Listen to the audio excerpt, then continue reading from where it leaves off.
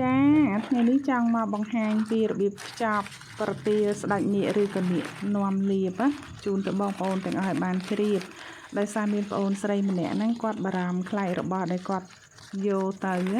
ដាក់ផ្ញើទៅជូនដល់តម្រាប់ដល់ដៃអតិថិជនហ្នឹងវាខូចរបស់អញ្ចឹងខ្ញុំក៏ថតវីដេអូហ្នឹង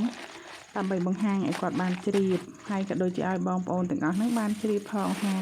យើងធ្វើបែបហ្នឹងណា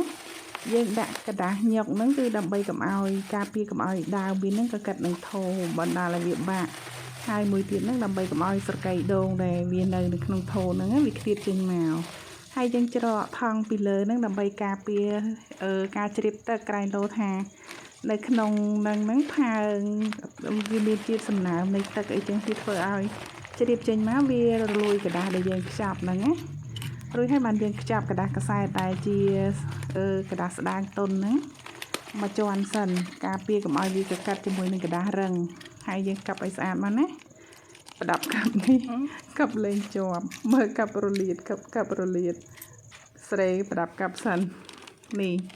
យើងកាប់ឲ្យជាប់បែបហ្នឹងសិនមកដោយកระดาษកសែតយើងទុនធម្មតាហ្នឹងរួចហើយចាំយើងដាក់กระดาษរឹងមកជាន់ពីលើទៀត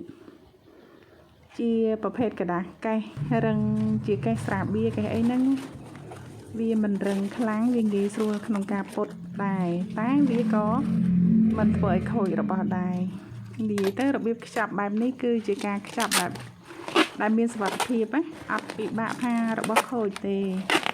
ព្រោះថាជាទូទៅអត់ដែលមានបញ្ហាខូចទេប្រាប់គាត់ថាអូនអើយកុំថាឡើយ4អញ្ចឹងបងខ្ចប់ម្ដង10ម្ដង20ផ្ញើទៅដល់ដៃភៀវអត់ដែលមានបញ្ហាទេផ្ញើជូនដល់ផ្ទះអញ្ចឹងណាគេដាក់សេវាដឹកដល់ផ្ទះនេះបានជាអញ្ចឹងរួចហើយហ្នឹងនេះអញ្ចឹងទី1គឺវាអត់កកាត់ទី2គឺវាអត់ហប់